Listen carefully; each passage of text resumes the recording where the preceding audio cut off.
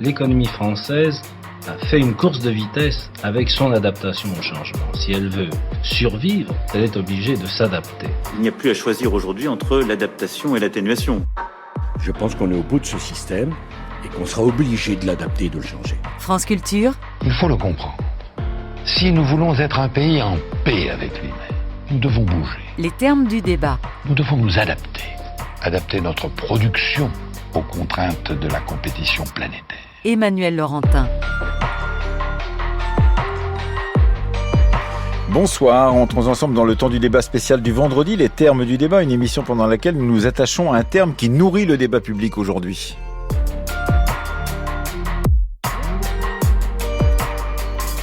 À l'ordre du jour ce soir, vous l'avez compris, adaptation. Dans le cadre de la journée spéciale de France Culture entre générations, nous avons choisi de nous approcher d'un terme qui a souvent servi aux générations différentes à se montrer mutuellement du doigt, donc le terme d'adaptation.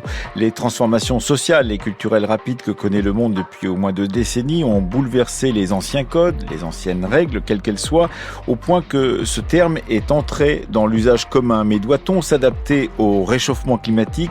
Comme on s'est adapté par exemple à la mondialisation économique?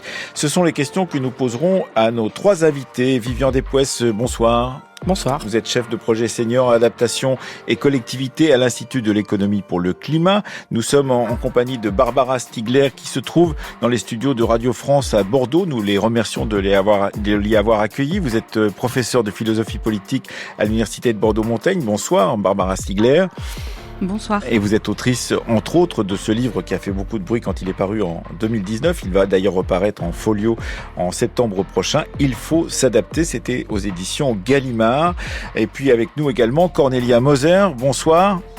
Bonsoir. Vous êtes docteur en études de genre, habilité à diriger des recherches en philosophie et chargé de recherche au CNRS, au laboratoire Crespa, mais aussi au centre Marc Bloch de Berlin, où vous vous trouvez.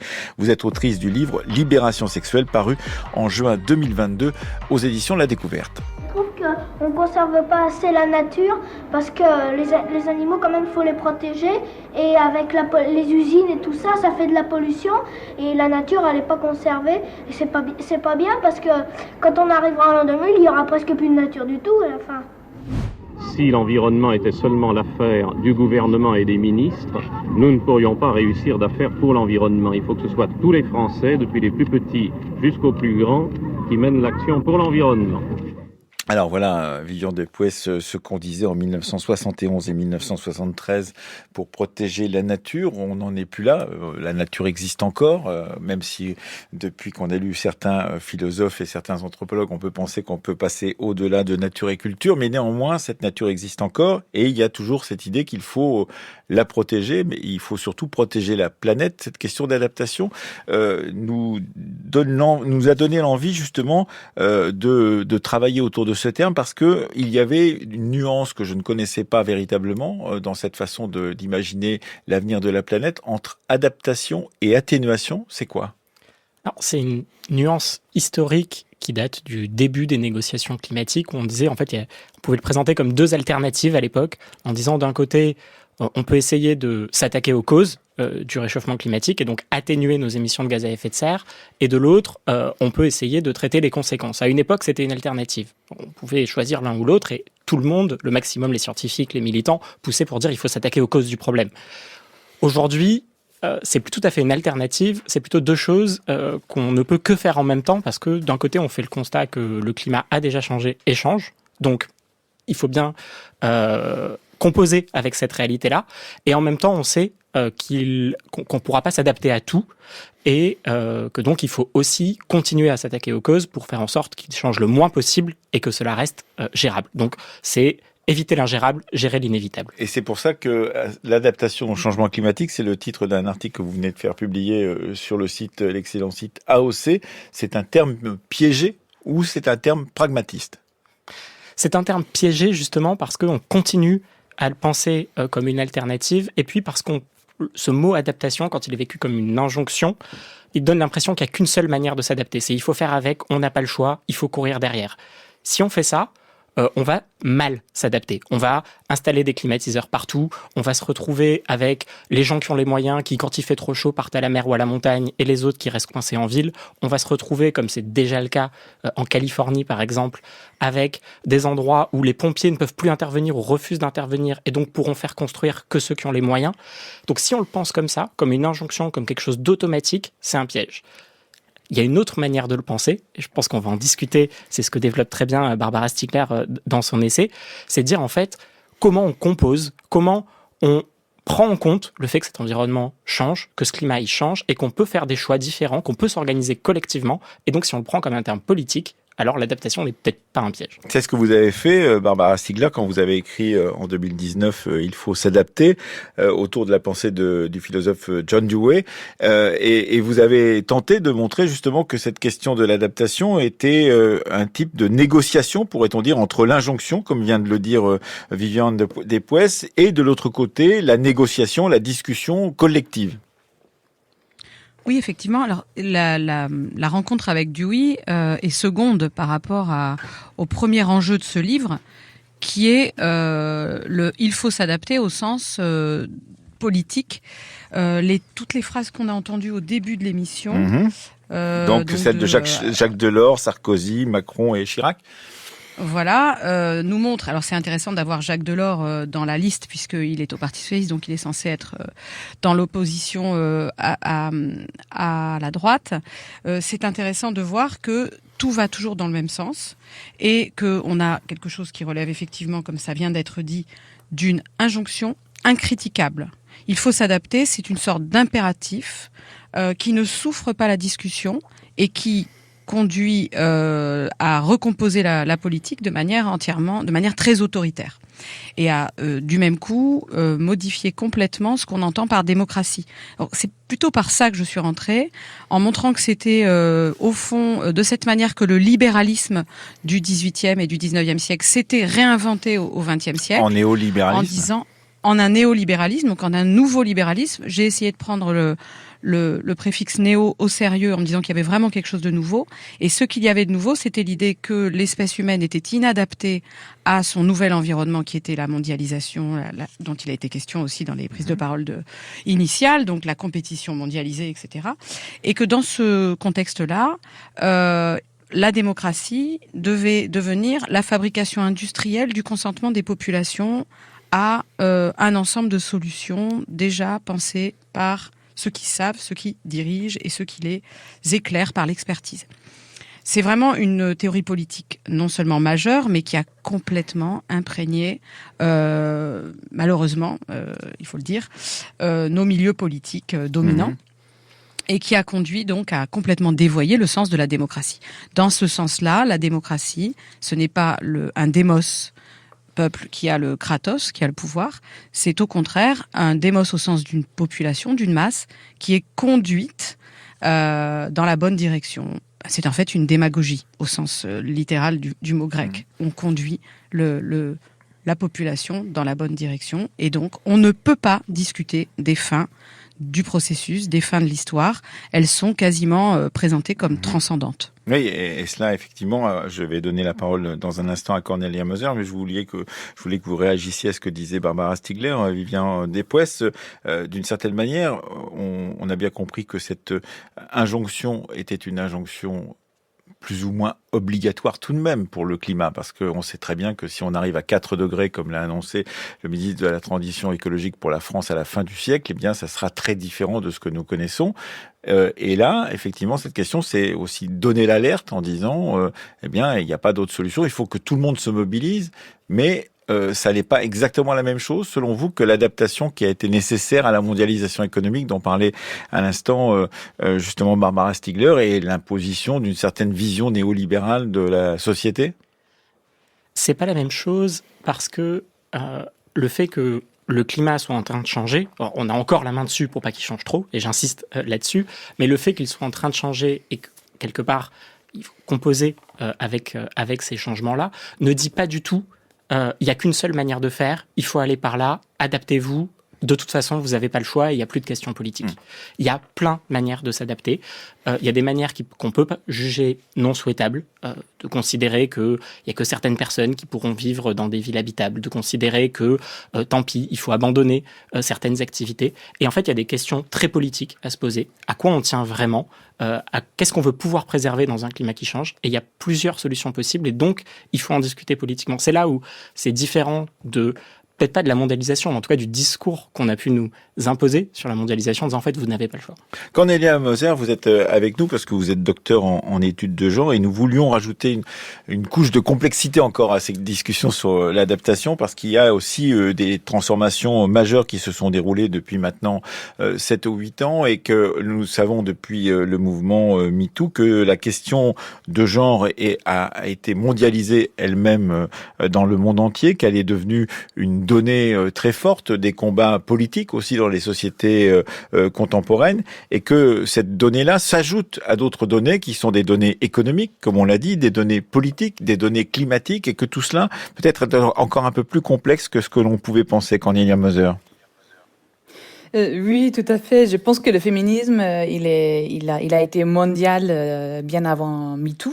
Même, je travaille sur la pensée féministe en tant que théorie voyageuse et sur les manières dont les différentes idées féministes ont circulé entre différents continents, entre différentes langues. Moi, je me concentre sur la France, l'Allemagne et les États-Unis, mais il y a bien d'autres horizons où les idées féministes ont voyagé et ont été adaptées. Et même les questions touchant à la question climatique sont un bel exemple. Je suis actuellement en train de travailler sur l'écoféminisme comme en tant que théorie voyageuse et en effet on peut observer comment justement Françoise Daubonne une Française donc a proposé ce terme pour penser pour réfléchir au lien entre la destruction de la nature et la destruction de l'oppression des femmes. Oui, et donc la question du patriarcat plus généralement, effectivement. Pour elle, c'est cela. Et donc, du coup, ces idées ont trouvé très peu d'écho de son temps en France, mais ont trouvé beaucoup d'écho aux États-Unis, comme aussi d'autres autrices comme Marie Amis. Ah, on vous a perdu et on pourrait parler aujourd'hui par exemple de Geneviève Pruvot qui porte aussi cet écoféminisme aujourd'hui. Est-ce qu'on vous retrouve, est-ce que vous êtes définitivement, enfin pas définitivement, vous êtes en dehors de notre liaison peut-être, Cornelia Moser, je ne vous entends plus. Vivian Despoesses, en rajoutant cette donnée particulière de l'écoféminisme, de l'écologie, du patriarcat, est-ce qu'on complexifie la donnée et est-ce que ça change quelque chose à cette question de l'adaptation nécessaire? Je poserai la même question à Barbara Stigler dans un instant. Ça change quelque chose dans le sens où toutes les questions d'adaptation qu'on a à se poser, je parlais de la ville tout à l'heure, sont des questions, bien entendu, il n'y a pas que le paramètre climatique. Sinon, on serait en face d'une question purement technique qui finalement serait pas si complexe. La question derrière, c'est bien ce qu'on disait, c'est des questions de qu'est-ce qu'on souhaite préserver, vers quoi on souhaite aller, comment par exemple on souhaite aménager la ville, comment on souhaite penser la ville et quelles dimensions on intègre là-dedans. Et bien évidemment, aujourd'hui, quand vous travaillez avec des maires, quand vous travaillez avec des urbanistes qui essaient de concevoir un quartier, ils n'ont pas que la dimension du climat en tête, mais ils ont aussi la dimension du climat. Ils devraient avoir idéalement les résultats de ce que nous ont appris les études de genre. Ils devraient avoir des questions de biodiversité, des questions de santé. Et quelque part, c'est pour ça que l'enjeu, c'est vraiment à chaque fois de composer et de surtout pas considérer qu'il y a des solutions toutes faites qu'il suffirait de copier-coller et de diffuser. Barbara Stigler. Oui, alors je vois pas immédiatement moi le lien entre l'injonction il faut s'adapter et le mouvement MeToo. Je vois très très bien effectivement sur d'un côté le néolibéralisme, de l'autre le fait que cette injonction a produit le sentiment d'un effondrement et que quand les mêmes dirigeants néolibéraux nous disent qu'il faut s'adapter au changement climatique selon les solutions que eux on préconise. Évidemment, ils ont perdu tout crédit. Regardez tout à l'heure, pas plus tard que tout à l'heure, le Macron d'émission qui a retenti au pied de la Tour Eiffel, parce que effectivement, ce n'est pas sérieux. On peut pas avoir prôner de manière autoritaire, enfin imposer de manière autoritaire une mondialisation évidemment carbonée du monde, et au même moment dire il faut s'adapter et donc suivre exactement toutes les solutions techno-scientifiques ou le solutionnisme technologique que nous, les mêmes nouveaux libéraux, nous allons vous imposer. Donc il y a un problème de discrédit général. Et en face, je suis d'accord avec votre invité, il y a effectivement, c'était le deuxième sens de mon ouvrage, il faut s'adapter, la référence à John Dewey. Il y a le rappel que ce mot vient de la biologie, c'est une réflexion sur le vivant, et qu'en fait, le vivant, bien avant l'émergence des populations humaines, ne s'adapte jamais de manière automatique. Qu'il y a une marge de créativité dans la vie qui fait que, pour paraphraser Dewey, qui paraphrase Darwin, l'évolution fonctionne comme un laboratoire qui met à l'épreuve en permanence une multiplicité de fins possibles. Donc Dewey va reprendre cette image du laboratoire de la vie et il va considérer que l'invention d'une organisation démocratique, qui est très tardive pour lui, puisqu'il la situe dans l'esprit des laboratoires de la science moderne, cette invention-là, elle viendrait raffiner la logique de la vie en obligeant finalement à délibérer ensemble des fins communes. Et je suis d'accord aussi avec ce qu'il disait sur le fait que ce sur quoi on peut se mettre d'accord, on doit se mettre d'accord localement à chaque fois, c'est sur l'existence d'un problème commun. Mais une fois qu'on a identifié ce problème commun, par exemple, qu'en France, un certain nombre d'agriculteurs ont identifié ensemble qu'il y avait un problème d'eau et que les consommateurs qui sont liés à ces agriculteurs comprennent que c'est que c'est un problème, etc. À partir de là, on n'a rien résolu, puisqu'on a juste constaté qu'il y avait un problème. Donc c'est le début de la réflexion expérimentale d'un collectif sur toutes les solutions possibles et sur le conflit potentiel entre ces solutions. C'est donc le début d'une délibération démocratique. C'est donc effectivement le début de la politique. C'est ce que vous expliquez. Le problème de il faut s'adapter, c'est que ça nie en fait. C'est ce qu'il disait, c'est cette automaticité présumée qui nie non seulement la démocratie, mais même la politique elle-même. Mais ce qui est intéressant quand on vous lit, Barbara Stiegler, dans Il faut s'adapter, c'est cette idée qu'il y a deux lectures du darwinisme, d'une certaine manière. Une lecture, disons, qui serait conservatrice, pourrait-on dire, que vous incarnez dans la figure de Walter Lippmann, qui est quelqu'un qui imagine effectivement qu'il n'y a pas d'autre choix. Et vous dites souvent, d'ailleurs, dans ce livre, que quand on est conservateur, eh bien, on imagine que le darwinisme est automatique, d'une certaine manière, et que il y a une sorte de mécanisme qui se met en place qu'on ne peut pas contrôler ni faire en sorte qu'il n'existe pas. Et de l'autre côté, avec John Dewey, vous expliquez bien que, effectivement, comme vous l'avez dit, le laboratoire de la vie permet différentes solutions aux espèces et qu'il n'y a pas d'automaticité du darwinisme tel qu'il est vu de l'autre côté. Et cela, c'est extrêmement intéressant parce que cela nous dit aussi quelque chose sur la façon dont on imagine la vie en train de se faire, la délibération en train de se faire, et donc la vie démocratique. Oui. La vie, c'est vraiment un terme clé dans cette affaire. Il y a un tournant autoritaire très très impressionnant dans notre époque qui m'inquiète beaucoup et qui très souvent s'appuie sur l'invocation de la vie ou du corps, qui est en fait très souvent utilisée comme une nouvelle forme de transcendance qui doit nécessairement clouer le bec aux adversaires. Et on le alors parce que vous vouliez m'interroger sur la question de tous les conflits autour des violences sexuelles. Moi, je suis très frappée, alors là, non pas comme chercheuse, puisque je n'ai jamais travaillé sur ces questions, mais à titre comme observatrice. Je suis malheureusement très bien placée pour voir dans le monde universitaire comment cette question des violences sexuelles peut servir à mettre en place des pratiques fascisantes. Carrément. Carrément, oui, carrément.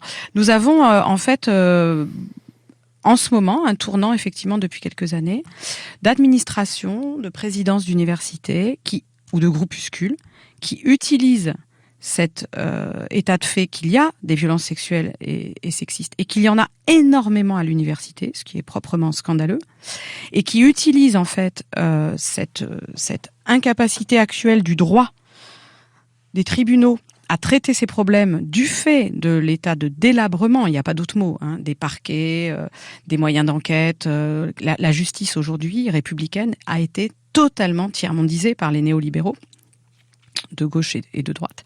Elle n'a absolument plus les moyens pour travailler correctement. Donc quand vous êtes victime d'une violence sexuelle, y compris très grave, votre dossier a les plus grandes chances de finir dans les limbes. Et donc, on profite de cette situation dans nos ordres administratifs pour que des gens qui ont le pouvoir, évidemment, se servent de cette question de l'atteinte au corps, l'atteinte à la vie des personnes, parce que le viol est considéré comme un crime parce qu'il tue, et il y a des viols à l'université. Les agressions sexuelles sont très menaçantes pour le psychisme d'une personne, et les violences sexistes sont un vrai danger. On utilise cela pour faire des règlements de compte, et par exemple, moi je l'observe, dans mon milieu professionnel, on va utiliser des rumeurs totalement infondées que n'importe qui pourra écrire sur un bout de papier avec des corbeaux qui pourront l'envoyer au chef d'établissement pour détruire un opposant qui dérange. Et puis, par ailleurs, on va avoir des prédateurs sexuels parfaitement connus sur la place, que toute une institution va se constituer en meute pour protéger avec tous les mécanismes bien connus de l'omerta. Si vous voulez, ce que vous avez vu sur PPDA à TF1, c'est quelque chose qui malheureusement est banal à l'université. Et il est temps que la parole se libère là-dessus, parce que libérer la parole là-dessus, ça complexifie beaucoup la question de la lutte contre les VSS. Je ne sais pas si je me fais bien comprendre. Bien sûr, on vous a bien compris. C'est-à-dire qu'on n'est plus dans un manichéisme où il y aurait des femmes victimes et tout le monde n'aurait qu'à les dénoncer, et puis des prédateurs, et ce serait extrêmement simple. En fait, il y a une instrumentalisation des questions féministes par une dérive plus qu'autoritaire, mais fascisante, dans un pays qui aujourd'hui va très mal sur le plan politique et qui est en train de complètement renoncer, pour ce qui concerne les institutions en tout cas, à l'idéal démocratique. On est assez loin du terme d'adaptation, puisque vous nous avez dit vous-même que cette avancée que vous vouliez faire sur ces questions sexistes et sexuelles n'était pas directement liée à notre sujet, mais c'est fort intéressant que vous entendre sur ce sujet. Nous sommes dans le terme du débat, 18h42 sur France Culture, l'émission du vendredi, le terme est adaptation. Nous sommes en compagnie de Barbara Stigler, que vous venez d'entendre, professeure de philosophie politique à l'Université de Bordeaux-Montaigne, de Vivian Despoès, chef de projet senior adaptation et collectivité à l'Institut de l'économie pour le climat, et de Cornelia Moser, qui nous a rejoint maintenant, est docteur en études de genre et qui travaille au centre Marc Bloch à Berlin. La société mâle est arrivée à l'heure actuelle à la destruction de l'environnement, est arrivée à l'heure actuelle à la cadence absolument délirante de la démographie. Nous en avons pour 30 ans d'existence si cette société mâle et industrielle continue. Il est temps que la planète redevienne verte, et ne serait-ce que pour cela, et j'ai bien d'autres raisons de le penser, mais ne serait-ce que pour cela, je suis à fond pour que les hommes perdent le pouvoir. Et à partir du moment où les êtres seront égaux, il n'est pas question que les femmes détruisent les hommes, c'est une bêtise, il est question que de reprendre le pouvoir à ceux qui en ont fait ce que nous voyons, qui ont détruit la planète, qui ont fait de la démographie, de la procréation, ce fléau qui maintenant menace l'humanité elle-même. Et à partir du moment où nous aurons la possibilité d'arrêter tout ça, eh bien le pouvoir, nous n'en aurons plus besoin, nous l'enverrons promener, et tout le monde aura le pouvoir, parce que ce sera l'autogestion générale. France Culture, les termes du débat, Emmanuel Laurentin. Cornelia Moser, vous venez d'entendre Françoise Daubonne, sur laquelle vous travaillez, donc celle qui a inventé le terme d'écoféminisme. C'était en 1972 dans l'émission Aujourd'hui Madame sur l'ORTF à la télévision française. Est-ce que cette question justement du patriarcat qui est dénoncée par Françoise Daubonne nous permet de voir autrement la question féministe que souvent on nous présente comme une question de génération, puisque nous sommes dans une émission qui prend partie dans une série d'émissions de France Culture autour de la question des générations. Est-ce que cela nous permet de voir différemment cette question des générations entre, dit-on, une génération de féministes qui s'opposerait à une génération de féministes plus jeunes, puisque là, en l'occurrence, on peut dire que Françoise Daubonne est déjà anticipe beaucoup un certain mouvement écoféministe contemporain. Elle est le meilleur exemple pour montrer que cette parole de génération de féminisme, qui se dit plus souvent vague de féminisme dans ce champ de recherche, n'apporte pas grand-chose, en fait, ne nous permet pas de comprendre grand-chose. Je voudrais juste ajouter, parce que par rapport à ce qui vient d'être dit sur les violences sexuelles et sexistes dans l'université, je pense que ce qui est fondamental aussi, et toutes les chercheuses travaillant par exemple dans les projets Virage et d'autres recherches féministes sur les violences sexuelles, montrent que ce qui favorise énormément les rapports sexistes et des violences sexuelles, c'est un rapport de subordination et de précarisation. Et en effet, l'université est aussi, avec notamment la loi LPR, cela va être encore plus renforcé, donc une précarisation du personnel travaillant dans cette institution, et ce qui, en plus du fait que du manque, enfin là en l'occurrence, l'adaptabilité, on a l'impression que, il était aussi question de résilience. On a l'impression que cette institution résiste beaucoup. Tous les efforts féministes depuis des années, depuis 2017 et MeToo, pour changer cela, pour changer cette situation. Et donc du coup, on observe très peu de changements politiques qui iraient dans le sens de changer ce fléau. En ce qui concerne la question de l'écoféminisme et les vagues du féminisme, Françoise Daubonne, elle a eu c'est vraiment une personnalité dans la pensée féministe qui a trouvé dans le féminisme académique très peu de résonance de son temps, peut-être aussi parce que ces hypothèses, c'est vrai qu'elle travaille avec la notion de patriarcat et qu'il y a une partie de la recherche féministe qui ne partage pas cette hypothèse, et moi j'en fais partie, ce qui n'empêche pas de dénoncer une division sexuelle du travail qui participe au rapport antidémocratique de subordination aujourd'hui dans le monde, y compris du travail et dans le monde politique, et qui sont en partie responsables de la surexploitation des ressources naturelles, c'est-à-dire, Françoise Daubonne parlait d'illimitisme, et donc ça, j'aime beaucoup de ses créations et analyses, notamment quand elle parle d'illimitisme, c'est-à-dire une économie qui fait comme s'il n'y avait pas de limite en fait, et qui est donc basée sur la concurrence, et sur la surexploitation.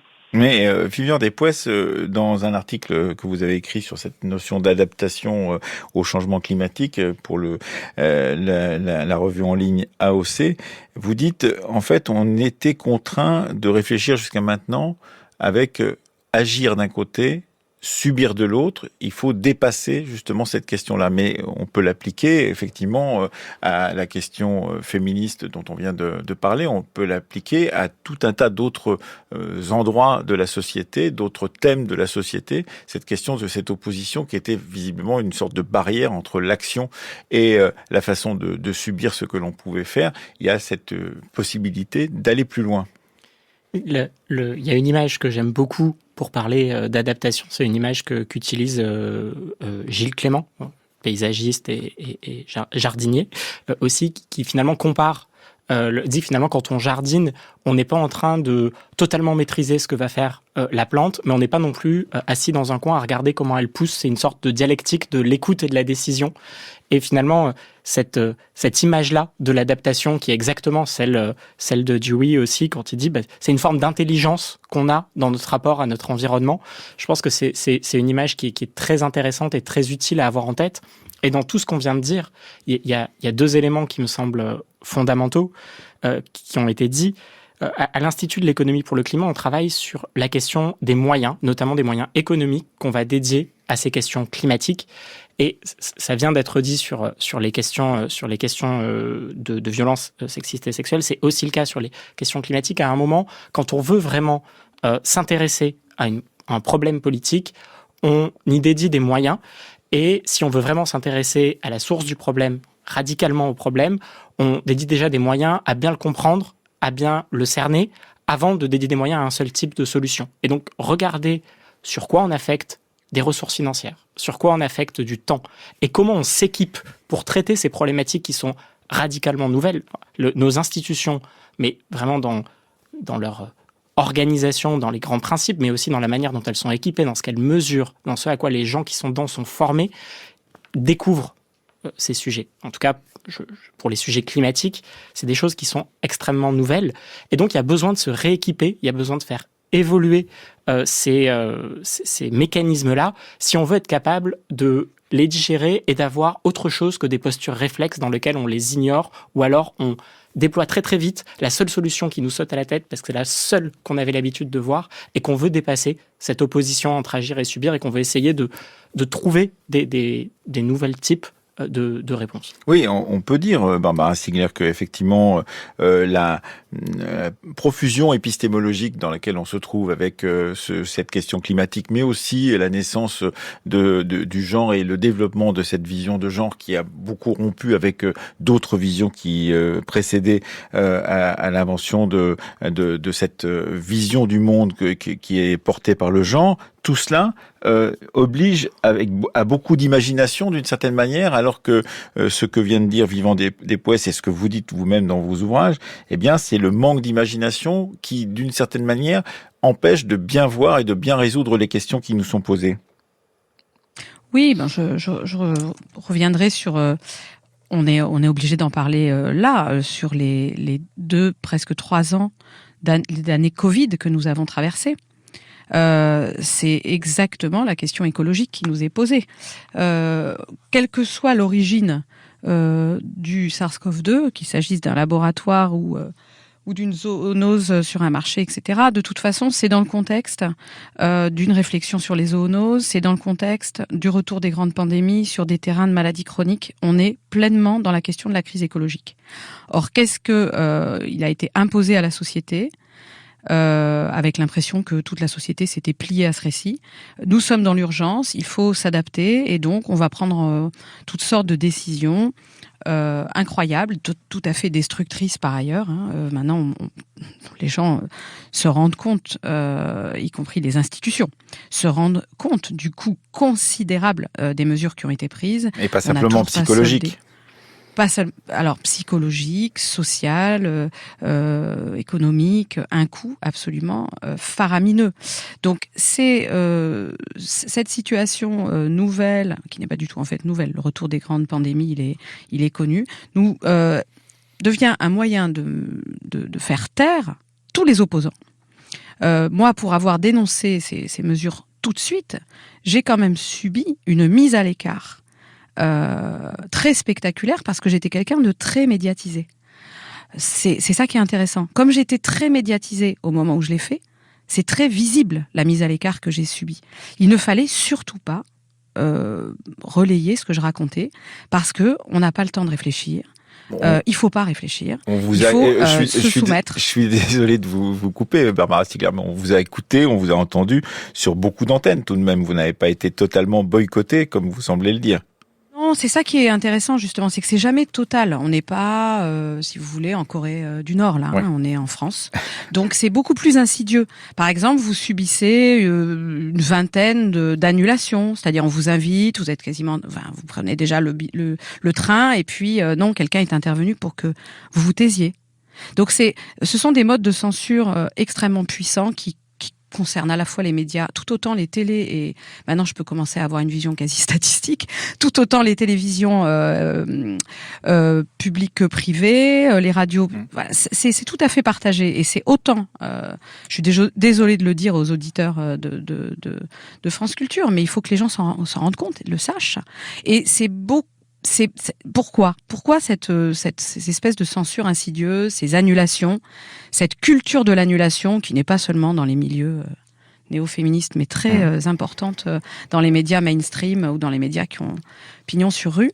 Eh bien, parce que les gens qui font ça, des fois, ils le font même pas sur demande de la présidente. Ou des fois, c'est juste de l'autocensure. C'est cette parole va complexifier les choses. On va peut-être penser que c'est du complotisme. Ça va être un peu confusionniste. Non, il faut une seule parole. La seule parole, c'est que tout le monde doit s'injecter ce produit. C'est que tout le monde doit s'enfermer. Il n'y a aucune discussion. On vient de vivre 2 ans et demi de négation pure et simple de tout ce qu'on dit depuis le début de l'émission.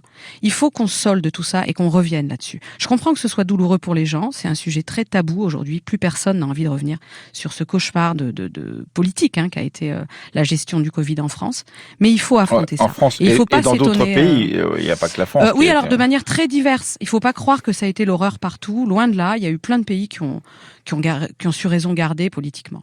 Prenons l'Allemagne à côté, aucun rapport. Si on revient à la France, donc effectivement, faut pas s'étonner maintenant qu'on ait, au nom de l'adaptation aux questions climatiques telles que les comprennent Gérald Darmanin etc., qu'on ait Sainte-Soline et qu'on ait un pouvoir qui a un comportement de plus en plus fascisant. En effet, il faut dire le mot. Je sais que c'est dur pour les Français, pour leur narcissisme politique, mais à un moment, il faut voir ce qui est en train de se passer dans notre pays au nom de ces injonctions à l'adaptation.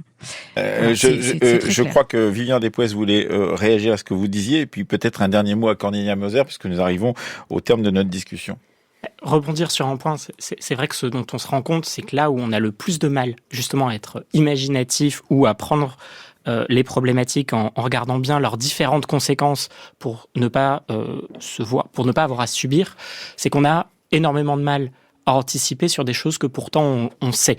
Vous disiez les zoonoses, le contexte de crise écologique, il était connu.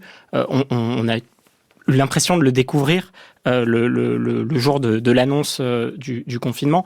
La question climatique, elle est extrêmement documentée par les scientifiques et se l'approprier, c'est aujourd'hui le grand défi. Il faut arriver à faire science et il y a des initiatives en cours. Le ministre de l'écologie a dit il faut que tous on s'imagine ce que c'est que vivre dans une France à 4 degrés, pas pour s'y adapter. 4 degrés de plus. Mais pour essayer de se rendre compte des conséquences et de pouvoir avoir le temps de se poser les questions sans être dans la réaction à l'urgence. Aujourd'hui, ce qu'on constate, des politiques d'adaptation au changement climatique, il y en a. Ce qu'on arrive le mieux à faire, c'est les plans d'urgence. C'est gérer l'été prochain. Se projeter, essayer de construire des solutions satisfaisantes pour le plus grand nombre à plus long terme, comment on aménage le littoral, comment on replante notre forêt. Ça reste le défi qui est en face de nous. Et c'est une adaptation responsable selon vous, Vivian Despoesses. Cornelia Moser, un dernier mot. Malheureusement, on arrive à la toute fin de cette émission. Là, du coup, comme je n'ai pas entendu la discussion. Ah oui, je suis désolé pour vous. Effectivement, donc on était autour des questions d'adaptation climatique en particulier. Merci en tout cas d'avoir été avec nous, puisque vous avez été malheureusement par intermittence pour des raisons techniques avec nous, Cornelia Moser. Merci à Barbara Stigler. Je rappelle que vous êtes professeure de philosophie politique à Bordeaux-Montaigne, que vous avez été l'autrice de Il faut s'adapter, qui sera publié en essai folio au début septembre, et que vous publiez en même temps, d'ailleurs, Au bord de l'eau, démocratie manifeste avec Christophe Pébart. Vous êtes également l'autrice de la démocratie en pandémie chez Tracte Gallimard et de Santé publique année zéro, toujours chez Tracte Gallimard. Et merci à vous, Vivian Despoesses, d'avoir été avec nous en tant que chef de projet senior adaptation et collectivité à l'Institut de l'économie pour le climat. Vous êtes auteur d'un article qui s'intitule « Adaptation au changement climatique, termes piégés ou pragmatistes ». C'est sur le site, l'excellent site AOC.